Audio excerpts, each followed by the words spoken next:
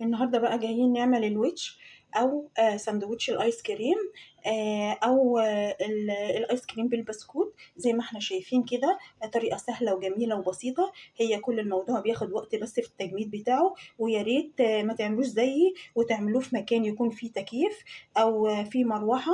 لان انا يعني كان متلج وكل حاجه، مسافه ما بس قطعته وطلعته الايس كريم ساح. فانا هحطه في الفريزر تاني. فيا ريت تشوفوا الفيديو من اوله لاخره، ما تنسوش في اللايك والشير، وتشوفوا الفيديو كله من اوله لاخره عشان هتستفادوا جدا. الفيديو نشوف الجمل ده عملناه ازاي، ونسمي الله ونصلي على الرسول عليه أفضل الصلاة والسلام.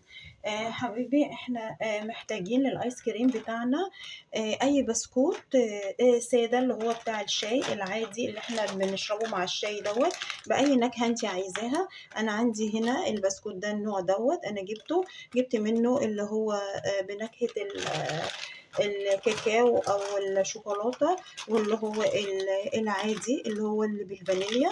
عايزه تستخدمي نوع واحد تمام، عايزه تستخدمي كده نوعين تمام، مفيش اي مشكله. انا المره دي جبت بودره ايس كريم جاهزه، فانا جبت النوع دوت فانيليا، وجبت نفس النوع دوت بس مانجا. انا قبل كده عملت معاكم ايس كريم الفواكه الفريش الطازه، المانجا والفراوله، على القناه عندي.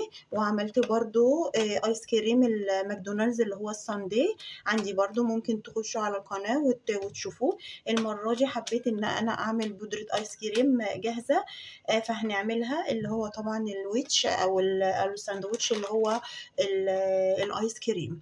تمام. فاحنا محتاجين البسكوت وايس كريم باودر، او تقدري برضو تعملي الايس كريم الفواكه الفريش او اي نوع او نكهة موجودة عندك بنفس التكنيك، او ان انت تتبعي خطوات لو هتجيبيها جاهزه، تتبعي الخطوات اللي هي على العبوات. تمام كده. فاحنا محتاجين الحاجات دي، ومحتاجين لبن مثلج. هنقول على مقاديره. نبدأ إن احنا نخفقه يكون مثلج من الفريزر. تمام. ومحتاجين طبعا المضرب الكهربائي. فاحنا دلوقتي هنبدأ إن احنا نجيب البايركس بتاعنا ونرصص فيه. أنا جبت البايركس كده اللي أنا هرص فيه البسكوت، بس خلينا ملاحظين إن البسكوت طبعا ليه وش وليه ظهر من هنا. فاحنا نحاول نخلي الوش بتاعه اللي هو منقوش ده ان هو يبقى من تحت من كده، علشان لما واللي فوق هنخليه العكس بقى، نخلي وشه من فوق عشان لما نيجي نمسكه يبقى الوش بتاعه من تحت ومن فوق زي بعض. تمام.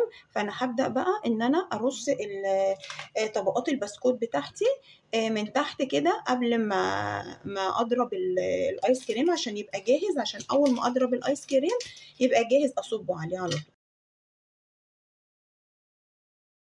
انا كده خلصت طبقة البسكوت الاولانية، هنضرب مع بعض بقى بودرة الايس كريم وبعد كده هنحطها عليها. احنا هنبدأ بايس كريم فانيليا. تمام. انا جبت بولة عندي نضيفة وناشفة، هفضي فيها العبوة بتاعت البودرة الفانيليا. وهجيب دلوقتي كوبايتين ونص حليب او لبن، بمعدل يعني 500 جرام، يعني نص كيلو. انا حاطاه في الفريزر، هجيبه وهحطه على البودرة ونبدأ نخفقه مع بعض لغاية ما نوصل للقوام الكريمي الناعم بتاع الايس كريم.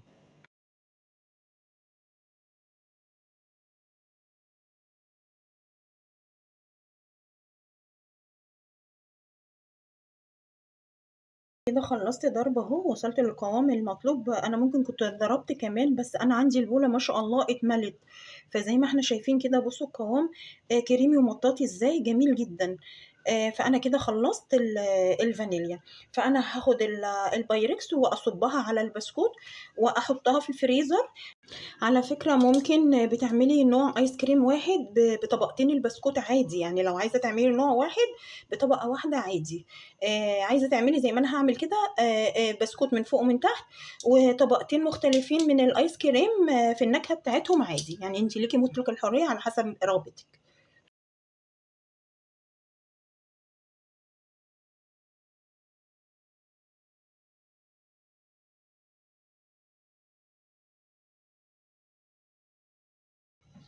انا صبيت الطبقة اهيت بتاعت ايس كريم الفانيليا.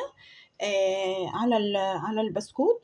وتقدري تتحكمي في السمك طبعا اللي انت عاوزاه على البسكوت. تمام. انا هاخدها بقى احطها في الفريزر لغايه ما الطبقه تمسك، عشان يعني اقدر احط الطبقه التانية اللي انا هعملها عليها.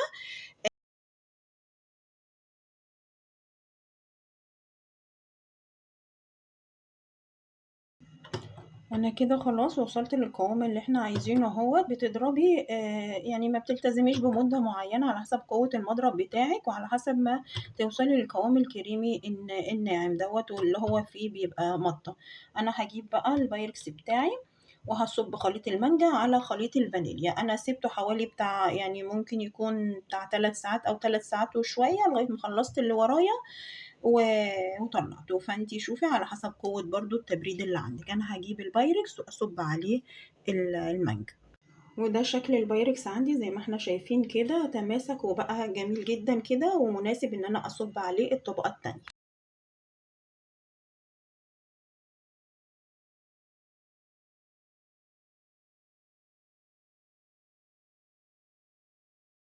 انا صبيت كده طبقة المانجا زي ما احنا شايفين كده اهي.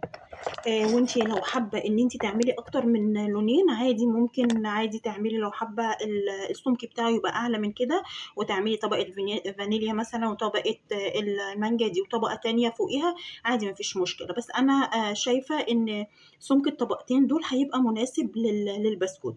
فانا دلوقتي هبدأ احط البسكوت بقى اللي هو بالشوكولاتة فوق وش المانجا، وبعدين ادخله الفريزر تاني لغايه ما ياخد وقته، ما استعجلش عليه، لغايه ما يتماسك المانجا زي الفانيليا. بعد كده نقطعها سوا مع بعض. خلينا فاكرين برضو ان احنا هنخلي بقى العكس من تحت الفانيليا، حطينا بسكوت الفانيليا والرسمه بتاعته من تحت كده قلبناه وخلينا الظهر بتاعه الوش. احنا دلوقتي هنعكس، هنحط الوش ده اللي فيه الوردة ده او ايا كان ايه الوش اللي احنا جايبينه في البسكوت المناسب لينا، هنحطه كده من فوق. فانا هحط البسكوت كله ونشيله في الفريزر.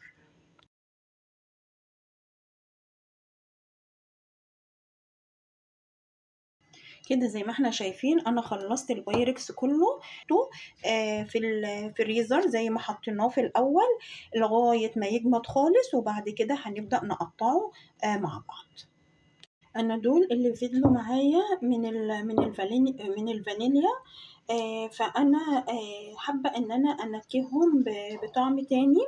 فانا عندي زبده البيستاشيو او كريمه البيستاشيو، فانا هعملها بطعم البيستاشيو. تمام.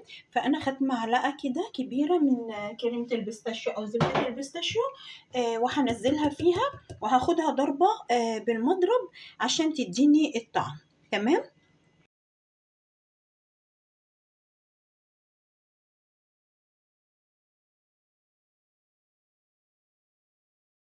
شايفين اللون طبعا، بس اللون فاتح شوية، بس هو يعني مش باين في الإضاءة قوي. فلو حابة ان انتي تغمقي اللون سنة عشان يديكي اللون بتاع الفستق او البيستاشيو، ممكن تحطي نقطة ألوان طعام صحية.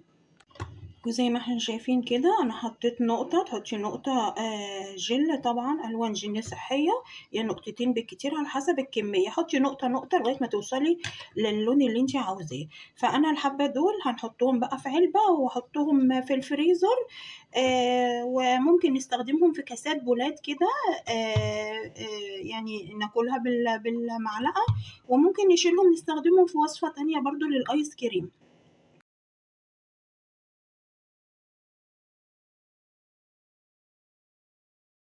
هحطها في الفريزر. انا طلعت خلاص القالب بتاعي من الفريزر. المفروض بنستنى عليه يعني ياخد الوقت اللي هو عايزه براحته خالص. طلعته من الفريزر اهو. هبدأ بس اسلك الجوانب بتاعة القالب بالسكينة. هبدأ كمان اجيب حاجة مسطحة واقلبه عليها ونقطعه مع بعض.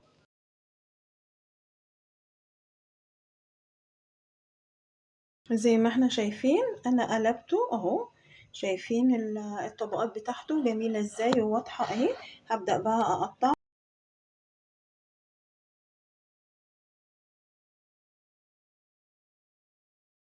هنبدأ نشيله بقى من الطبق ونسرع بس في التقطيع بتاعه، علشان طبعا الجو حر.